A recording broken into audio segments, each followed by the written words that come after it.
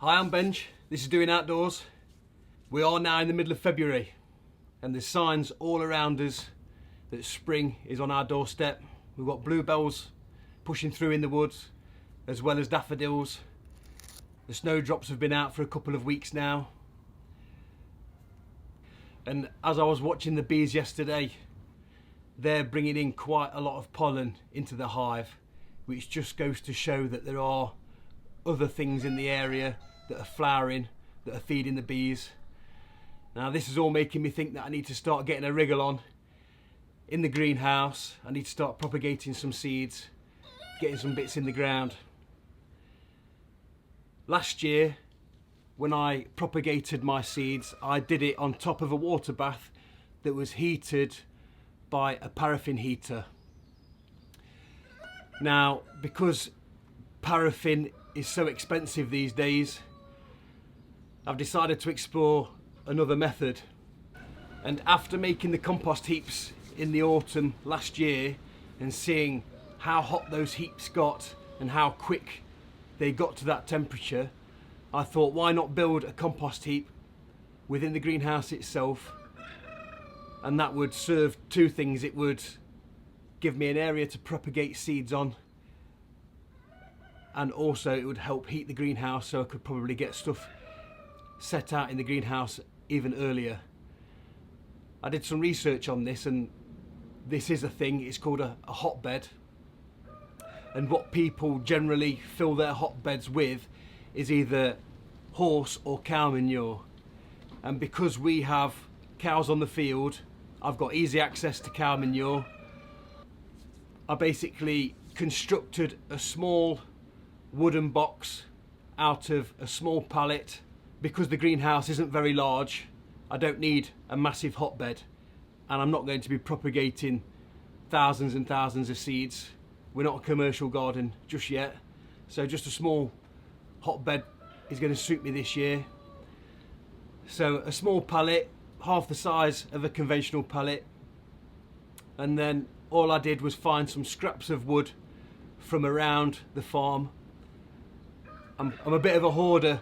When I see a material, a plank of wood, an old door, I'll put it to one side, and generally I'll find a use for it later on. And in this case, I'd got some old garage doors that were perfect for the job, and an offcut of some ply.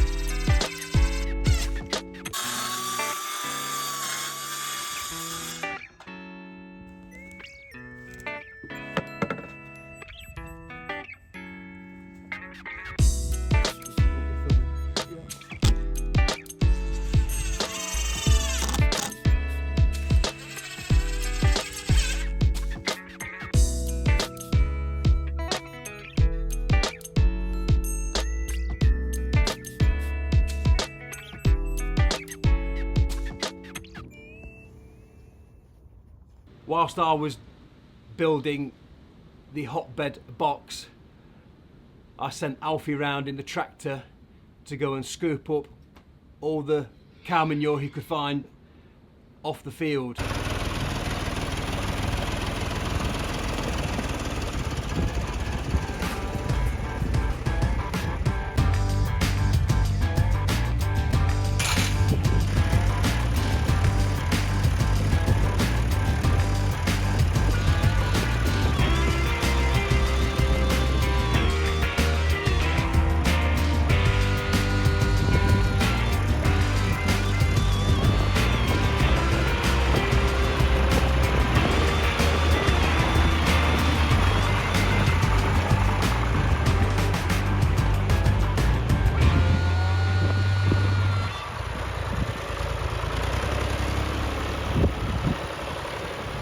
So I gathered dry leaves from out of the woodland, mix that with the manure, and that is what has made the hotbed.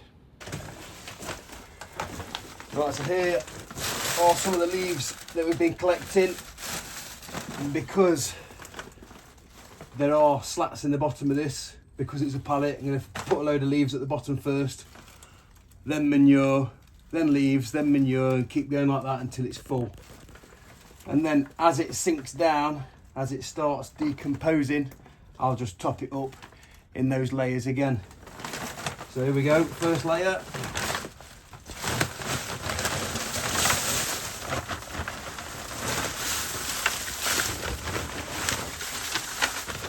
Now it's time for some poo.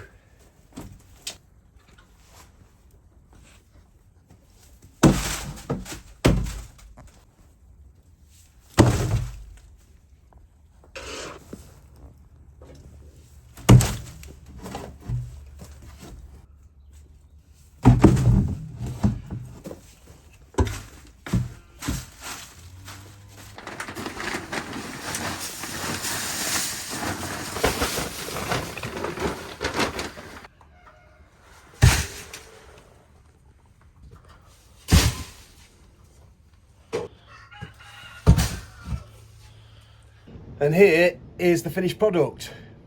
We actually built this 6 days ago now, and in fact soon after I built it I thought I'd made a big mistake because it wasn't heating up as fast as when I'd built the compost bins.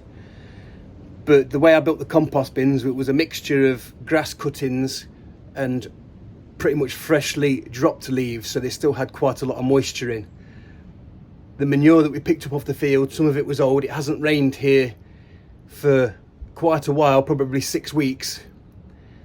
So the manure was pretty dry, the leaves were bone dry. They'd been out on the woodland floor all that time with no rain on, so they were dry. So what I had to do was add quite a lot of water, and that has kick-started the process. It's not as hot as the compost heaps that I built in the autumn, but it is warm. I've got one of the compost thermometers here. We'll just drop that in, see how hot we're getting.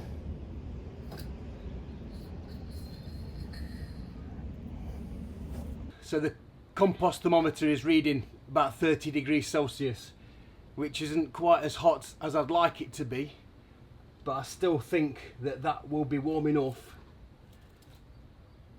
to keep the frost off the new seedlings after they've sprouted, and also to give the seed trays enough warmth to make them want to germinate.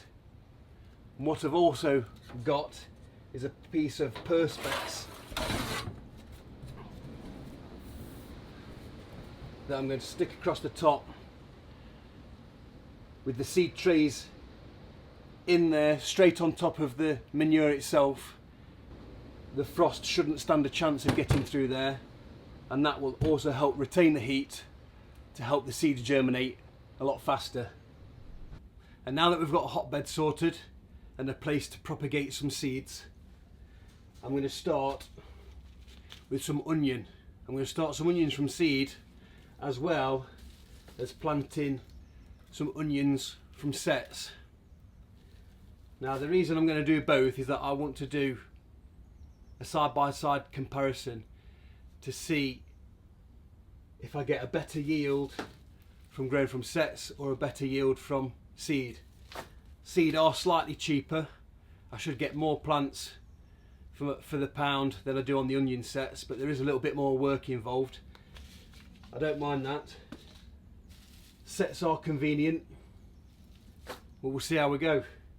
I've also bought some red onion sets to start, as well as some red shallots and some yellow shallot, just to see how they do. So the onion seeds, we're going to go into a seed tray and onto the hotbed.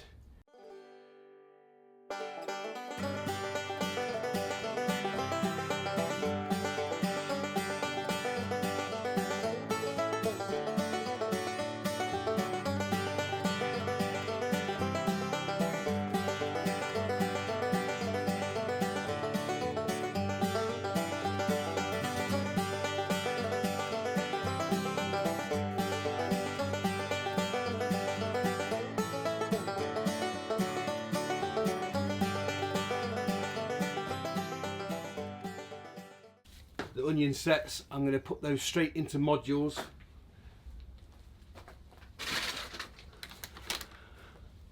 Something like this. And then once they are about 6 inches tall with the green leaves, I'll transplant them out into their final position.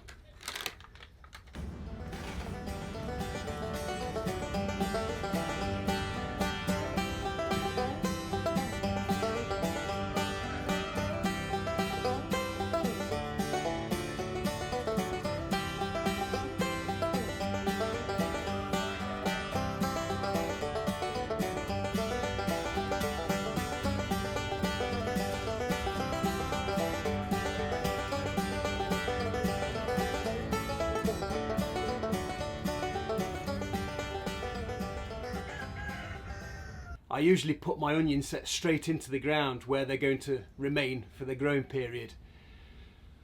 But I'm going to try them in these modular pots in the greenhouse this year just to see if I get a better result. One benefit that I can see already is that sometimes when I've put the sets out in the garden, you might get 1 or 2 fail. So you've got empty spaces within that growing plot. If I put them in these modules and 1 or 2 fail, they won't go out into the garden, so I should have complete full rows when they go into the growing spot, making the most use out of the space that I have. So one thing that I've started already, I planted these yesterday, is that I've got some first early potatoes. I bought some Swift, that's the variety. I've put them in buckets like I did last year, but unlike last year, I'm going to put these in the greenhouse and I'm going to keep them there until the chance of frost has passed, and hopefully this is going to give me a head start on the growing season. And then once I've harvested these first early potatoes, that should be at the beginning of May, then I can refill these pots with my main crop. So again, getting the most use out of the available space that I have. So that's all the onion sets now put into modular trays. I've also planted the red and the yellow shallots, and I've got my first tray of seeds in the hotbed. There were quite a lot of seeds in that packet. It's only a small tray, but as soon as they are, I don't know, 2 or 3 inches tall, I'll transplant them again into their individual modular pots. Hopefully we'll get about 100, maybe 200 plants out of that. In regard to the onion sets, the yellow onions that I had, I've got about 120 plants or 120 bulbs of those, and I got almost exactly half of the red. So if I can get close to 200 out of the packet of seeds, and if they grow just as well as the sets, it really will be a better option in the future just to go for the seeds. But I'm feeling happier now. We've got some seeds in, the onion sets are in, the shallot sets are in, and I've even got 8 buckets of early potatoes in the ground. I've still got 1 bag of second earlies to go in the ground, but I'll probably put them in next week. Let's just hope we get a bumper yield this year. But that's all I've got time for, and as always, thanks for watching, and if you haven't subscribed already, please do so, and I'll see you next time.